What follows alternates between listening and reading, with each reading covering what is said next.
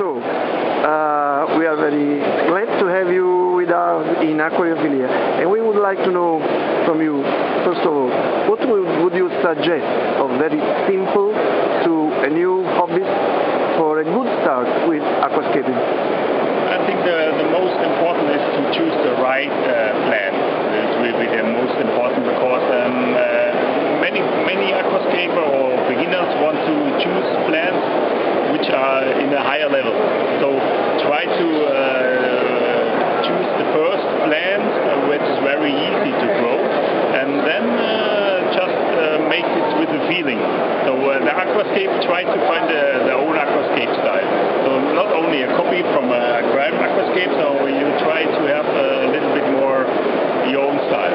But very important is to choose the right plant in the beginning, that you are successful with the right plant. That will be the most important. When you said about right plant, of course it depends from the aquarium techniques too. Yeah. I mean, a very easy plant can be difficult in a bad aquarium. Yeah. So what you suggest for the basic aquarium setup for a good aquascaping?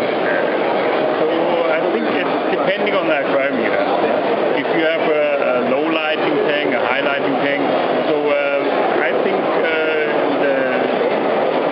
you have a lot of plants available at the moment. We can start very easy. For example, we have the in vitro plants in the cups coming from the lab, and that's, for example, Eliochars pabula is a small hairgrass, and you can grow them with every kind of, not every kind, but in the most kind of light, and you can have a success with the foreground plant. And this will be, you can choose a very easy foreground plant. This will success you for using, for example, this small hairgrass. Great.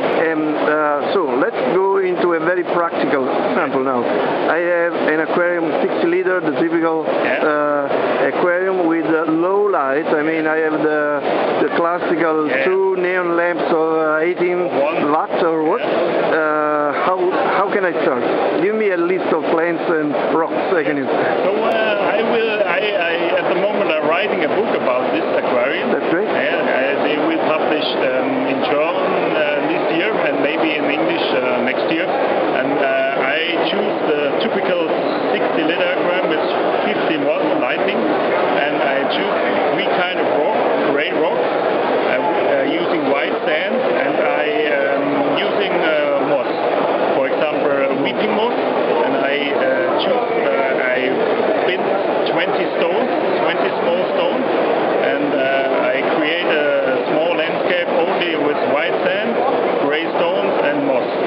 Without CO2, nothing, but no fish inside, only red shrimps. And with this you can be, I think, 95% successful.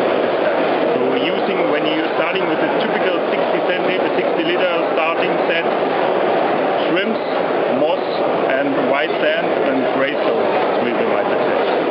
As a final question, what do you think about the classical recipes for aquascaping? Like, you must choose only 3 stones, they must be in this way. Does it exist any rule, or what do you think? Coming from Asia for sure, Japan, and but I think the European, it's not a European style, you know. The European are not so here, stand here, and something like here. And I think if you like 6 stones, it's good. And it's not so.